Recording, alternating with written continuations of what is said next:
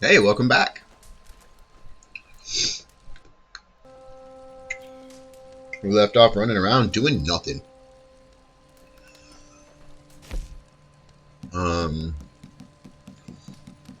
No strawberry. Let's do some tests. Let's try to figure out some things that we can do. Because that's things I like to do when I play games. I like to test things. I like to find out if and statements. Like what happens if I do this? What happens if I do that? What happens if I do this? That's what I used to do a lot. And then with streaming, I've been like basically going from A to Z with all the story missions being B, C, D, E, F. I'm just trying to get through it. Because I'm like, oh, I gotta finish this game to get to the next game, to get to the next game, to get to the next game, to make more forward and have the content. I'll finish a proof. Mostly because I wanted to play 1,000 Year Door. But it's already released and I missed the hype for that anyhow, so I'm not overtly worried. Overly. Not overtly. But it's going to be somewhere like around here. I think.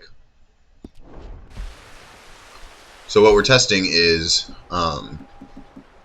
whether or not we can get a legendary animal going. It's the first branch under that little clippy clark part. Oop, nope. I might do that every time. So there's the big branch off.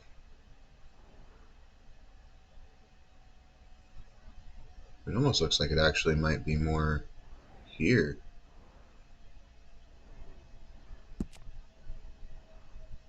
There first. Hey, brother! How's your night going?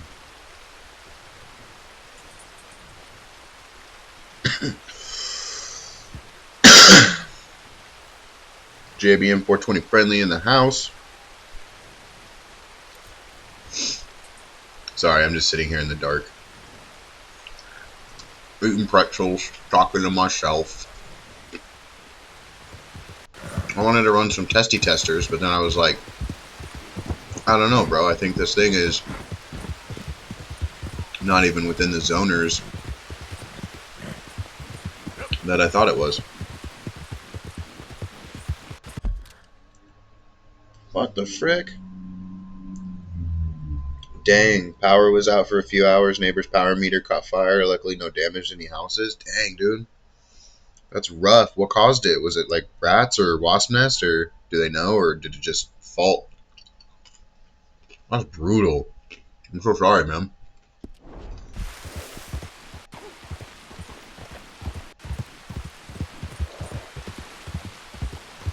The stable?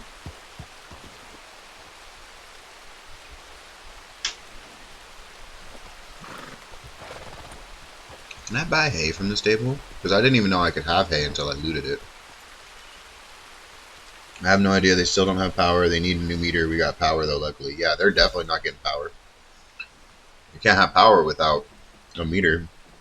There's got to be a default. Usually when that happens, it's either because there's a default, which is rare because there's redundancies and fuses and shorts and stuff. But wasp nests are flammable as hell, and they are relentless right now, and they love places like that. And they'll build, and as it gets wider, it'll go from one connector to the other connector as it spreads out. And once it hits that other side, it'll zzz, and then the whole thing just sits there until it burns up. That's what lit the field at the house that I lived in Rio Linda on fire. The second time was a bird.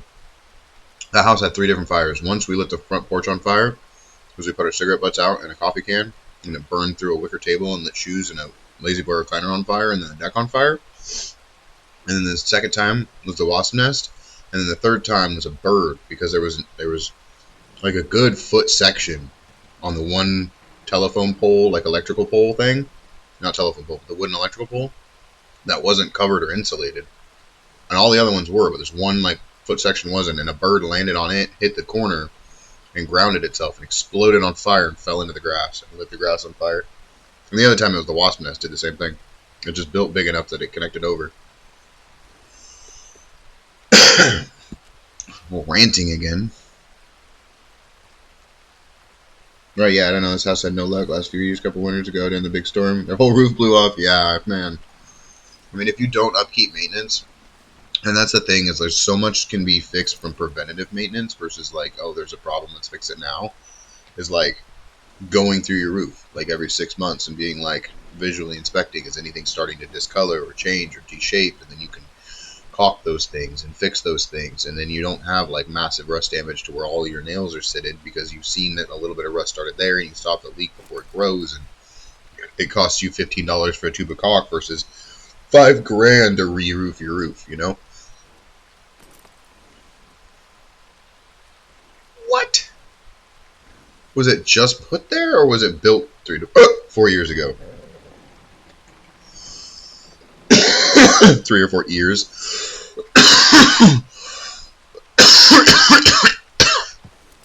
I have the black one. Yeah. Where do you buy hay? Horse care package. What is that? Flora restores all horse kills and yields gold cores. You can get gold cores for horsies? Ooh. That's $5. I mean, back then, $5 is a lot of money. It was put there as an older one. So, yeah, so it's older. Same thing. And honestly, the transportation is probably what damaged the roof. The vibration, there's pre-existing connections, probably already had like a bit of weather to them. And then within the movement, the vibration of all that, and then those heavy moistures that we had, followed by those heavy droughts, all of that cooling, heating, expanding, all of the weathering against it. And shit needs to be oiled, especially like trailers, because they got metal. That stuff needs oil. It needs WD-40. It needs all sorts of stuff. My grandma was in one for years, and we used to go through every summer. We would go under it, and we would remove all the insulation from like the little water lines, and then every winter we would go under it and we would re-insulate them, because you couldn't just leave the insulation because it get all gross and it messes everything else up. And during summer, it like builds a bunch of condensate and it ruins the lines. But I remember doing tons of upkeep on her house and doing checks on her like trailer roof and looking at the lines and checking her carpet and going underneath and checking the flooring and like constant. What do you mean? I can't. Why do you befoul me, GPS? It's like you are out of roads. It is that way. What are we doing over here? Oh, yeah. I'm convinced it's haunted. True. It's haunted by neglect, the ghost of all of the potentiality of fixing it. But, I mean, shit happens like that. Time gets away from you. I'm not trying to, like, blame nobody either. Which is... That's how it goes. And as a maintenance person, like, that's what I do IRL. I constantly see is, like, man, if you just scrubbed this once a week for the last 6 months, it wouldn't be broken right now. I had one lady... Sweetest lady ever, dude. Cleaning her dishwasher. She's like, oh my god, I will do that. I didn't even know that came off, blah, blah, blah. She had so much, like, food residue in the filter from never taking the filter at the bottom of the dishwasher out and cleaning it, that her filter, her whole dishwasher couldn't drain anymore because it was completely closed. Like, every little tiny hole, the whole drain line, the whole tube, all the way up to the air gap, all the way back down to the garbage disposal was completely filled because it had never been cleaned. And then that it's like an inoculation point for, it's not mold, but it's like a bacteria type of thing that grows like a fungu, and it's like brown. It's in like all sorts of water places. You see them on lakes and stuff too. It's like a black and green and brown sludgy thing. Nasty, but people just don't know. And as soon as you teach people, and then they're like, oh yeah, boom. Now once a week she throws white vinegar in there. She cleans it out. She does all the things. Oh, my night's going fantastic. Thank you for asking. I'm doing a little Coke. You know, living the dream. It tastes like Delta every time I drink it. Yeah, hard water algae. That's what it is. It's a type of algae, or algae for those who are British. There's a white one too, but that's a type of slime mold. But not like mold. Ah. No, it's like portobello mushrooms or mold. Like it's a white slime mold, but it grows in cold water. So you'll see those in like usually in ice machine drains, like not the ice machine themselves, but where the water drips out of the line. There has to be an air gap between it and the floor, and so where that drips down, it will create a little slime mold site right there at the bottom of the drain drippy, and then all up in the actual floor drain, it'll fill up with this like white slime mold that only grows because of the ice water drain off. Because of the specific temperature that the water is when it hits there is perfect for this specific type of slime mold. Yeah, I bet you do. Wipe your chin off that white slime though.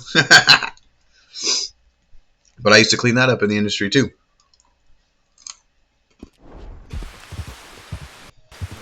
All the way since I was a dishwasher at IHOP back when I was a wee little baby boy. Which I love. Shout out to my homie Alex for getting me out of that position. I had my buddy Alex, right? I was like 22, I want to say at the time. Maybe 21 when he told me. I don't remember how old I was exactly when he told me. We met when I was 21 though.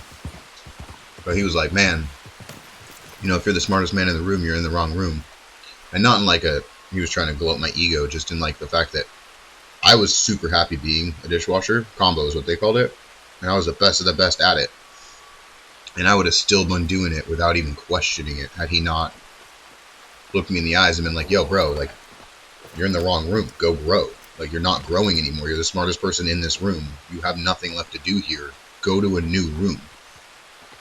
And man, everywhere I am now, I always think back to it. I'm like, I would still be doing dishes at IHOP without a care in the world. Kid's brilliant. He did. He used to type so fast on his iPhone that when he would put it in his pocket, that shit would still be going click, click, click, click, click, click, click, click, click, click, click, click, click for like 30 seconds after he put it in his pocket. And I brought it up to him one time and he just gave me this smirk like, yeah, I'm faster than it. His little thumbs. So it's not here. I keep forgetting what I'm doing. As soon as you get into chat, I'm like, where am I?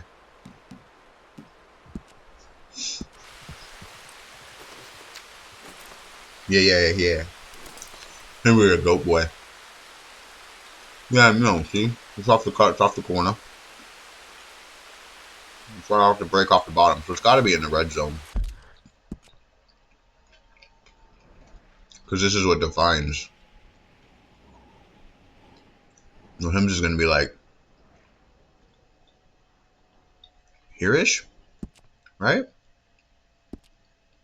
I have such bad short-term memory loss.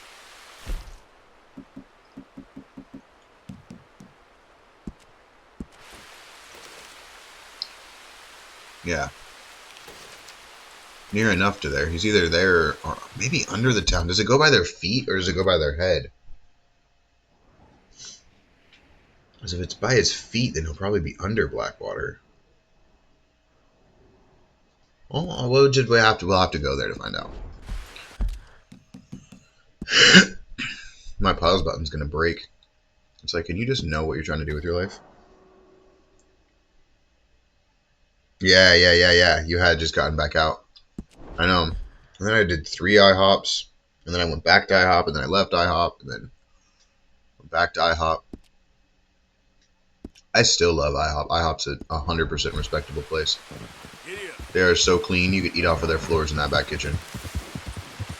They have a on rotation once every hour for, I think it was 15 minutes of every hour.